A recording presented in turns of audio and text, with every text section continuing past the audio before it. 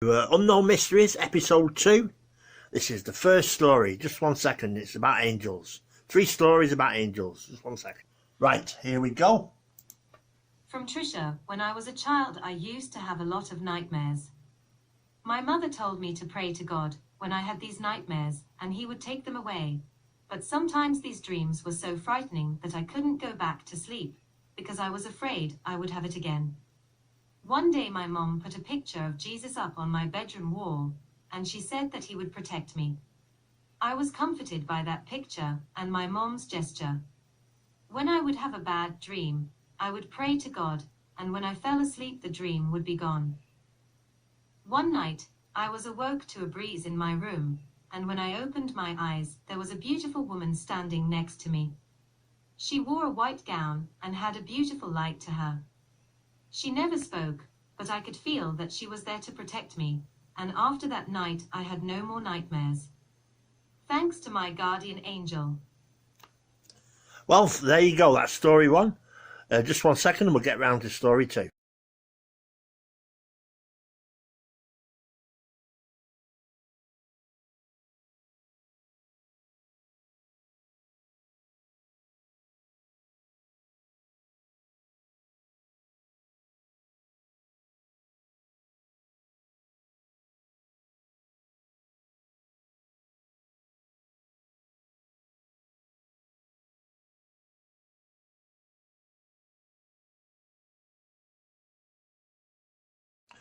Right, what we've got now is story 2. So just rescued from loneliness. So just 1 second and we'll get to story 2. Rescued from hopelessness. Perhaps more painful than any injury or illness is the feeling of utter hopelessness, the despair of the soul that leads one to thoughts of suicide. Dean S. experienced this pain as he was going through a divorce at the age of 26. The thought of being apart from his 2 young daughters was almost more than he could bear. But on one night of stormy darkness, Dean was given renewed hope. At the time, he was working as a derrickman on a drill rig. That night, he was having serious thoughts of taking his life as he looked down from the 128-foot derrick. My family and I have strong beliefs in Jesus, but it was hard not to contemplate suicide, recalls Dean. In the worst thunderstorm I'd ever seen, I climbed the derrick to take my position to pull pipe out of the hole we were drilling. His co-workers urged him not to climb the derrick, saying they'd rather have downtime than risk someone's life. Dean ignored this and began to climb. Lightning flashed all around me, thunder boomed. I cried to God to take me. If I couldn't have my family, I didn't want to live, but I couldn't take my own life in suicide. God spared me. I don't know how I survived that night, but I did. A couple of weeks later, I bought a small Bible and traveled to the Peace River Hills, where my family has lived for so long. I sat down on top of one of the green hills and started to read. I had such a warm feeling enter into me as the sun parted through the clouds and shone on me.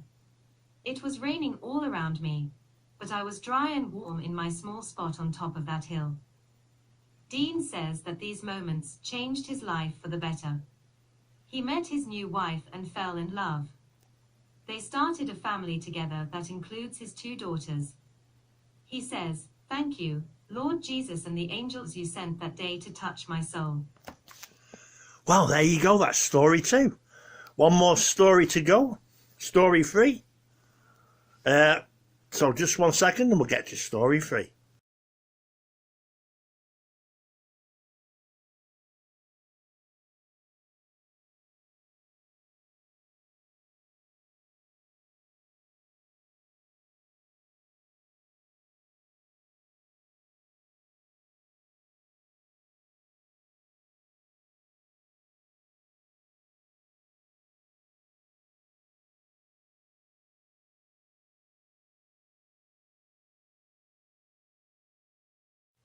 Well, here we are. This is episode 2. Story 3, the last story. From Rob Jacobs, Los Angeles. Right, just 1 second and we'll get to it.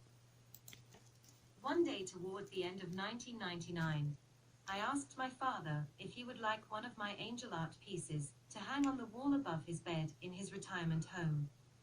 He enthusiastically said yes and chose Angel 5. Then the following words came out of my mouth: "This angel will protect you." I believe this was truly a spiritually evoked statement, because about 6 months later this angelic premonition came to pass, which literally saved my father's life. When I visited my father, who resided at a retirement hotel in Westwood, California, the ritual was to call him first, planning our visit together, which I did every time, without exception. Heading home from my studio one day, the thought, "See your father," flashed in my head.